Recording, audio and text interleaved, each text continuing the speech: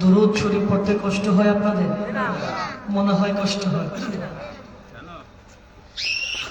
আলোচনার মুকাদ্দামাতে চমৎকার একটি হাদিস শোনাই। ইমাম শামসুদ্দিন সাখাবী আল কাউলুল বাদী ফি সলাতি আলা নবিয়্যিল হাবিবিশ শাফী এই কিতাবের মধ্যে হাদিস নকল করেছেন। মান সাল্লা আলাইয়া সালাতান ওয়া মান সাল্লাল্লাহু আলাইহি আশরা, রাসূল সাল্লাল্লাহু আলাইহি ওয়াসাল্লাম তিনি ইরশাদ করেছেন, যে ব্যক্তি আমার উপরে একবার দুরূদ শরীফ পাঠ করবে, জোরে বলেন কতবার? তার উপরে 10টি রহমত নাজিল হয়ে যাবে। ওয়া মান সাল্লা আলাইয়া মিয়াতান সাল্লাল্লাহু আলাইহি আশরু সাল্লাল্লাহু আলাইহি আলফা মাররাত, যে ব্যক্তি নবীর উপরে 100 বার দুরূদ শরীফ পড়বে, কতবার? ওয়া মান সাল্লা আলাইয়া মিয়াতান সাল্লাল্লাহু আলাইহি আলফা মাররাত, যে ব্যক্তি নবীর উপরে 100 বার দুরূদ শরীফ পাঠ করবে, তার উপর আল্লাহর 1000টি রহমত নাজিল হবে। সুবহানাল্লাহ। ওয়া মান সাল্লা আলাইহি আলফা মাররাত লাম ইয়ামুত হাত্তা ইয়ারা মাকআদাহু মিনাল জান্নাহ, যে ব্যক্তি নবীর উপরে 1000 বার দুরূদ শরীফ পাঠ করবে, সে জান্নাতের কোন জায়গায়, কোন স্থানে, কোন প্রাসাদে, কোন রুমে থাকবে পৃথিবীতে আগে স্বপ্নে দেখবে। আল্লাহু আকবার। তারপর আল্লাহ তাকে মৃত্যু দিবে। সুবহানাল্লাহ পড়ে। তাহলে দুরূদ শরীফের ফজিলত আছে না? নবীর শানে দুরূদ আসতে হবে না? জোরে হবে, জোরে বলেন।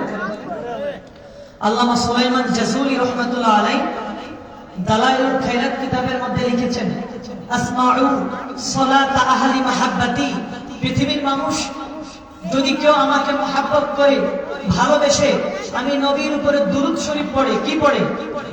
জোরে বলেন। আসমাউ সালাত আহলি মাহাব্বতি, মহব্বত করে কেউ যদি আমাকে সালাম জানায় বা দুরূদ পড়ে, আমি আমার মহব্বত ওয়ালাদের দুরূদ রওজা মুবারাকা থেকে শুনি। সুবহানাল্লাহ। ওয়া আরিফুহুম, এবং কে আমার উপর দুরূদ শরীফ পড়ে আমি তাকে চিনি। আর আসতে পারেন সুবহানাল্লাহ। তাহলে এই শক্তিরামপুর ফরাজি বাড়ির, শক্তিরামপুর ফরাজি বাড়ির উদ্যোগে এই মাহফিল থেকে, এখান থেকে আমরা দুরূদ পড়লে নবীজি রওজা মুবারাকা থেকে দুরূদের আওয়াজ শুনেন, এবং আব্দুল্লাহ, আবু বকর, আব্দুর রহমান কে পড়ে, নবী আমাকে আপনাকে চিনি। আল্লাহু আকবার। ইমাম সুলাইমান জাযুলি দালাইলুল খায়রাত কিতাবের 34 নম্বর পৃষ্ঠার মধ্যে কথা লিখেছেন। মারহাবা পড়েন। ভাইয়েরা আমার, বন্ধুরা আমার, রাতটা গভীর হচ্ছে। এই শক্তিরামপুর ফরাজি বাড়ির উদ্যোগে দ্বিতীয় বাৎসরিক মাহফিল, প্রধান অতিথি আসবে, মানুষ আরো আসবে। ভাইয়েরা আমার, বন্ধুরা আমার, একটা জবানও বন্ধ রাখবেন না। নূর নবীর উপরে উচ্চ সুরে দুরূদ শরীফ পড়ুন। আল্লাহুম্মা সাল্লি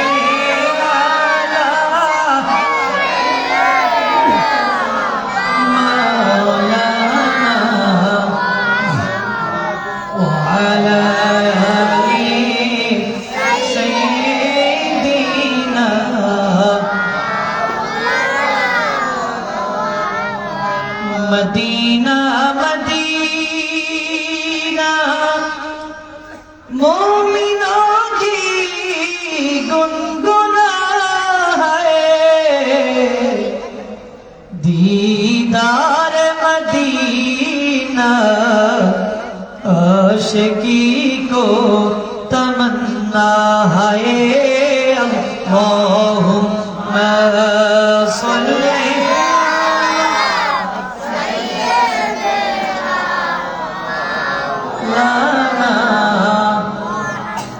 وعلى آل سيدنا मदीना न देखा तू कुछ भी न देखा, मुहम्मद सल्लल्लाहु अलैहि वसल्लम करो जा जन्नत का टुकड़ा। अल्लाहुम्मा सल्ली मौलाना मुहम्मद وعلى آل سيدنا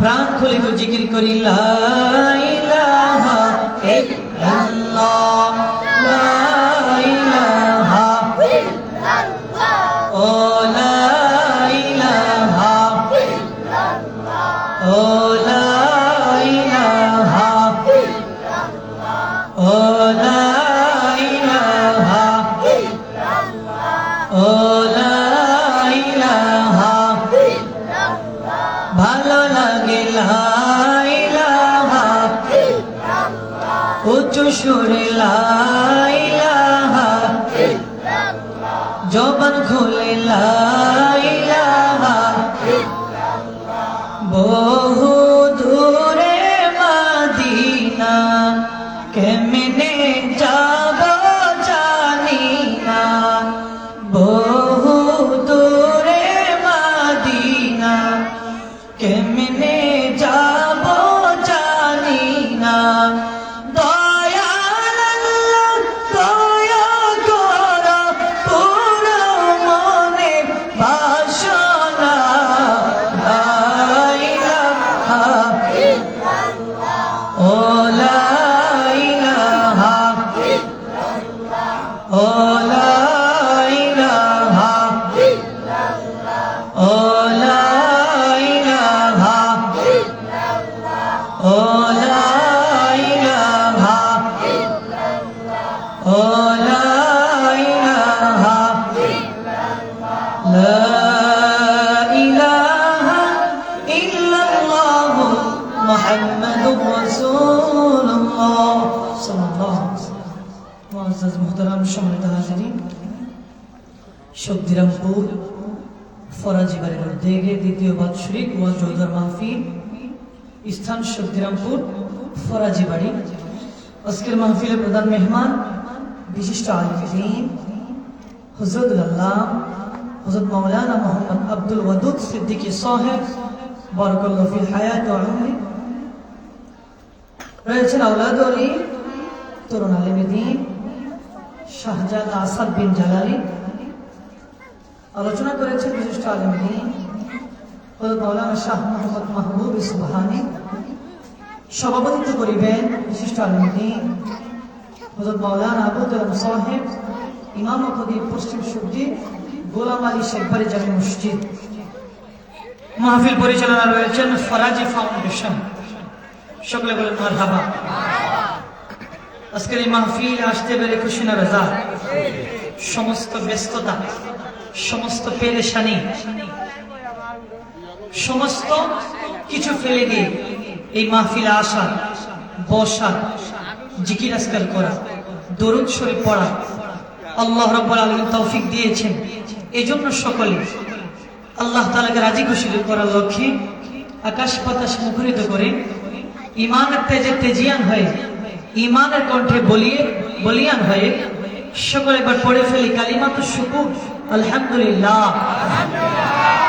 লাখ কোটি তার চেয়ে আরো বেশি দুরূদ ও সালাম পেশ করছি সমস্ত নবী রাসূলদের মাথার মুকুট শামসুল হিদায়াত বদরুদ দুজা নূরুল হুদা সাইয়্যিদুস সাকলাইন ইমামুল মুরসালিন খাতামুন নবিয়্যিন আফতাবুন নবুওয়া শাহনশাহ রিসালা সরকার দু জাহান মক্কার মতি মদিনার জ্যোতি উম্মতের কান্ডারি নবী মুহাম্মদ রাসূলুল্লাহ বিনা অ্যাপ্লিকেশনে এমন একজন নবীর উম্মত হিসেবে এই পৃথিবীতে পাঠিয়েছেন বলে আলহামদুলিল্লাহ আল বিদায়া ওয়ান নিহায়ার মধ্যে আল্লামা হাফেজ ইবনে কাসির রাহমাতুল্লাহ আলাইহি ইতিহাসের কথা লিখতে গিয়ে বলেন পৃথিবীর মানুষ শয়তান জীবনে 4 বার উচ্চ সুরে কেঁদেছে জোরে বলেন কতবার 4 বার জোরে বলেন না কতবার 4 বার উচ্চ সুরে কেঁদেছে তার মধ্যে একবার হলো আমার আপনার নবী আখিরি নবী মুহাম্মদ রাসূলুল্লাহ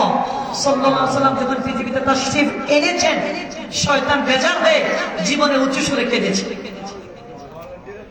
তাহলে নবী আসুক এটা শয়তান চায় নাই নবী আসুক এটা শয়তান চায় নাই শয়তান ভেবেছে যে আল্লাহর বান্দাদেরকে প্রত্যক্ষ করে জাহান্নামে নিয়ে যাবে নবী আসলে তো সরল সঠিক পথ তাহার উম্মতদেরকে দেখাবে। কথা বলেন। এই জন্য শয়তান চায় না নবী আসুক। শয়তান বলে নবী আসার প্রয়োজন নেই।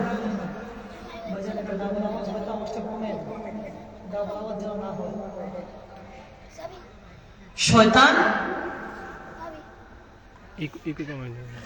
শয়তান চায় না নবী আসুক, আর আল্লাহর বান্দারা ভালো কাজ করুক এটাও শয়তান চায় না। এই যে আপনার এখানে এসেছেন, কত মানুষ আছে রাস্তাঘাটে, দোকানপাটে, কলকারখানায়, লঞ্চ স্টিমারে, বাসা বাড়িতে আছে না নাই? কিন্তু আল্লাহর বান্দারা কোথায়? বেহেশতের বাগানে না? আমি আলোচনার সূচনাতে চমৎকার একটা হাদিস শোনাই। ইমাম হিন্দি রহমাতুল্লাহ আলাইহি কানজুল উম্মালের মধ্যে হাদিস এনেছেন। وعن ابن عباس رضي الله تعالى عنه قال قال رسول الله صلى الله عليه وسلم إذا مررتم برياض الجنة فارتعوا قيل يا رسول الله وما رياض الجنة قال مجالس العلم جرى سبحان الله। নবীর সাহাবী ইবনে আব্বাস থেকে হাদিস বর্ণিত, তিনি বলেন পৃথিবীর মানুষ, রাসূল সাল্লাল্লাহু আলাইহি ওয়াসাল্লাম ইরশাদ করেছেন ইদা মারারতুম বিরিয়াদিল জান্নাহ, পৃথিবীর মানুষ ও উম্মতেরা তোমরা যেখানে জান্নাতের বাগান দেখবা, বেহেশতের বাগানে দেখবা, ওখানে তোমরা বসবা, বসে বেহেশতের ফল ভক্ষণ করবা। সুবহানাল্লাহ বলুন। সুবহানাল্লাহ। ফাতাউ কিলা ইয়া রাসূলুল্লাহ, উপস্থিত সাহাবায়ে কেরাম প্রশ্ন করলেন নবী গো, জান্নাতের বাগান কোনটা? জান্নাতের বাগান কোনটা? নবী বলেছেন ক্বালা মাজালিসুল ইলম, ও সাহাবীরা শুনে নাও শুনে নাও, যেখানে কোরআন হাদিসের আলোচনা হয়, কোরআন হাদিসের চর্চা হয়, ওটা সাধারণ কোন জায়গা না। ক্বালা মাজালিসুল ইলম, ওটাই হলো জান্নাতের বাগান। যেখানে কোরআন হাদিসের আলোচনা হয়, কোরআন হাদিসের কথাবার্তা হয়, ওটাই জান্নাতের বাগান। জোরে বলে সুবহানাল্লাহ।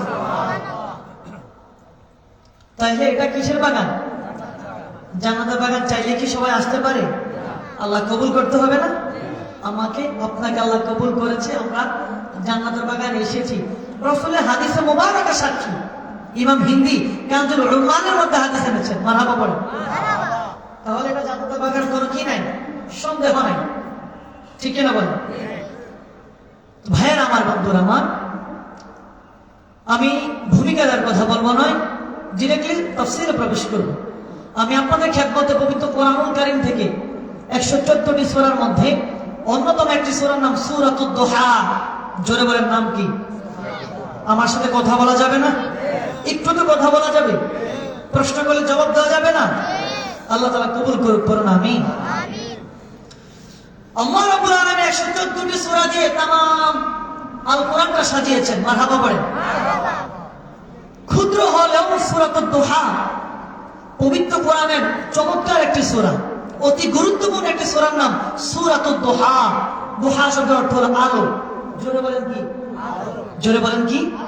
আলো। এটা আলোর সূরা। সুবহানাল্লাহ পড়েন। সুবহানাল্লাহ। আল্লাহ রাব্বুল আলামিন এই সূরার মধ্যে রূপ রয়েছে একটা, এই সূরার মধ্যে আয়াত সংখ্যা রয়েছে 11টি। ভাইয়ের আমার, এই সূরার প্রথম দিকে আল্লাহ তাআলা বলেন অদ-দুহা, দ্বিপ্রহরের কসম, মধ্যবর্তী সময়ের কসম। কোন সময় এটা? মধ্যবর্তী সময়টা হলো জোহরের আগ মুহূর্ত। ওই সময় সূর্যটা মাথা বরাবর আসিয়া তাম পৃথিবীটা চমৎকার আলোকিত করে দেয়। কথা বলে, সূর্যের আলোটা যখন পৃথিবীতে পড়ে তাম পৃথিবীটাকে আলোকিত হয় না? ওই সময়টা দ্বিপ্রহরের। আল্লাহ বলেন ওদ-দুহা, দ্বিপ্রহরের কসম, মধ্যবর্তী সময়ের কসম। মারহাবা বলেন। ভাইরা আমার, বন্ধুরা আমার, ওদ-দুহা, দ্বিপ্রহরের কসম, মধ্যবর্তী সময়ের কসম। আল্লাহ তাআলা এই সূরা ওদ-দুহা এই আয়াতের ব্যাখ্যা করতে গিয়ে জগৎ বিখ্যাত মুফাসসির আল্লামা ইমাম কুরতুবী রাহমাতুল্লাহ আলাইহি তাফসীর কুরতুবীর মধ্যে ব্যাখ্যা লিখেছেন ওদ-দুহা يعني عباده الذين يعبدونه في وقت الضحى। পৃথিবীর মানুষেরা রে, অন্তরে কান লাগায়া শুনে নাও। يعني عباده الذين يعبدونه في وقت الضحى। এরে বাবার আমার, বন্ধুরা আমার, যখন সূর্যটা পশ্চিম দিকে হেলে যায়, জোরে বলেন কোন দিকে? জোরে বলেন কোন দিকে? পশ্চিম দিকে সূর্যটা যখন হেলে যায় তখন জোহরের সময় হয়ে যায়। জোহরের সময় হলে আল্লাহর একদল বান্দারা অফিস আদালতের কাজ ছেড়ে দেয়, রাস্তাঘাটের কাজ ছেড়ে দেয়, অফিস আদালতের কাজ ছেড়ে দেয়, লঞ্চ স্টিমারের কাজ ছেড়ে দেয়, দোকানপাটের ব্যস্ততা ছেড়ে দেয়। আর আমার মা বোনেরা বাসা বাড়ির কাজ ছেড়ে দিয়ে জোহরের প্রস্তুতি নেয়। সুবহানাল্লাহ।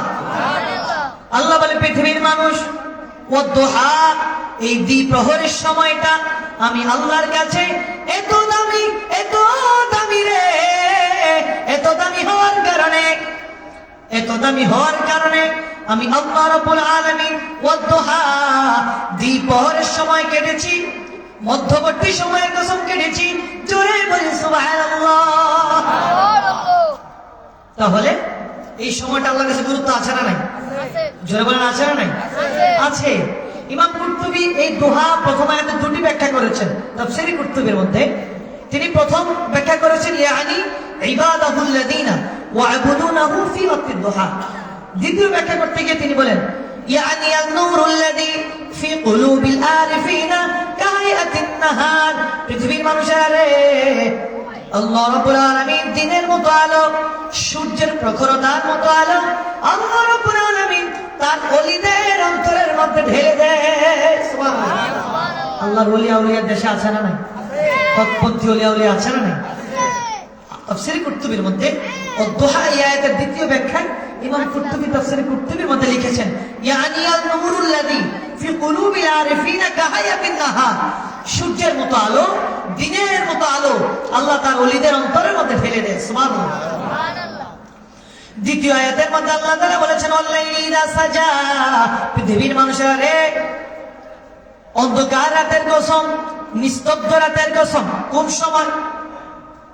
তাফসীরে কুরতুবীর মধ্যে ইমাম কুরতুবী রাহমাতুল্লাহ আলাইহি তাফসীর ব্যাখ্যা করেছেন ওয়া ইবাদুহুল্লাযীনা ইয়া'বুদুনাহু বিল-লাইলি ইযা আজলাম। রাতটা যখন গভীর হয়ে যায়, রাতটা যখন নিস্তব্ধ হয়ে যায়, রাতটা যখন অন্ধকার হয়ে যায়, আল্লাহর একদল বান্দারা শীতের রজনীতে ঠান্ডা পানি দিয়ে ওযু করে যায় নামাজ দিয়ে আল্লাহ দরবারে দাঁড়িয়ে যায়। আল্লাহ বলে পৃথিবীর মানুষ ওয়াল্লাইলি ইযা সাজা, আমি দাঁড়িয়ে বান্দা বলে আল্লাহ পৃথিবীর বুকে দাঁড়ায়া দেখো না, প্রভাবশালীরা ঘুমাচ্ছে, এমপি মন্ত্রীরা ঘুমাচ্ছে, কোটিপতিরা ঘুমাচ্ছে, পশু পাখিরা ঘুমাচ্ছে।